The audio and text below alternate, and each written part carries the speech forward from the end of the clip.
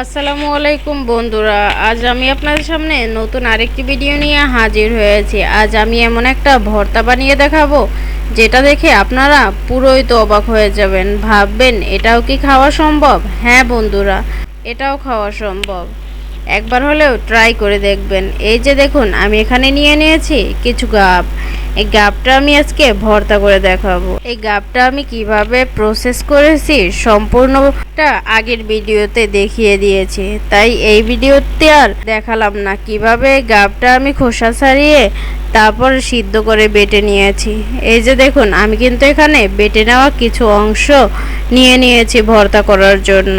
আর নিয়ে নিয়েছি এখানে নারিকেল কোরানো। নারিকেলটা আমি আগে থেকেই কুড়িয়ে রেখেছিলাম। আর নিয়ে নিয়েছি শুকনো মরিচ, পেঁয়াজ। এখন একটা বাটি নিয়ে নিয়েছি, বাটিতে পরিমাণ মতো পেঁয়াজ নিব। আর নিয়ে নিব ভেজে নেওয়া শুকনো মরিচ। শুকনো মরিচে কিছুটা লবণ দিয়ে দিয়েছি। এখন আমি শুকনো মরিচটা খুব ভালো করে চটকে গুঁড়ো করে নিব। তারপর শুকনো মরিচটা চটকানো হয়ে গেলে তার মধ্যে পেঁয়াজটা নিয়ে ভালো করে চটকে নিব। কেউ যদি ভাবেন ঝালে হাত পোড়াবে, তাহলে কেউ গ্লাভস পরে নিতে পারেন। এখন আমি দিয়ে দিব সেই নারিকেল কোরানো। নারিকেল কোরানোটা দিয়ে আবার পেঁয়াজ মরিচের সাথে ভালো করে মেখে নিব।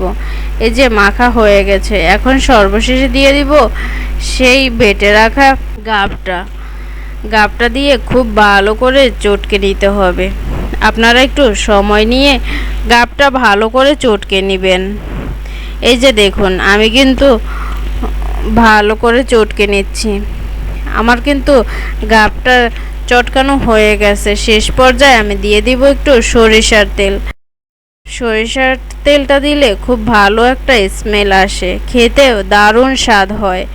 আমি সরিষার তেলটা দিয়ে আবার ভালো করে মেখে নিচ্ছি। আপনারা তো ভাবছেন এই ভর্তা কি আবার খাওয়া যায় নাকি? হ্যাঁ বন্ধুরা, খেতে দারুণ স্বাদ। আমার ভর্তাটা বানানো হয়ে গেছে, দেখতে অসম্ভব লোভনীয় লাগছে। দেখুন বন্ধুরা, কতটা লোভনীয় লাগছে, আমার তো দেখেই জিভে জল চলে আসছে। এরকমের আপনারাও বাসায় একবার হলে ওই ভর্তাটি বানিয়ে গরম ভাতের সাথে খেয়ে দেখবেন, খেতে দারুণ মজা। খেয়ে আমাকে কমেন্ট করে জানাবেন আপনাদের কাছে কেমন লাগছে। যদি আপনাদের কাছে ভালো লাগে তাহলে আমার চ্যানেলটিকে সাবস্ক্রাইব করে দিবেন। আল্লাহ হাফেজ।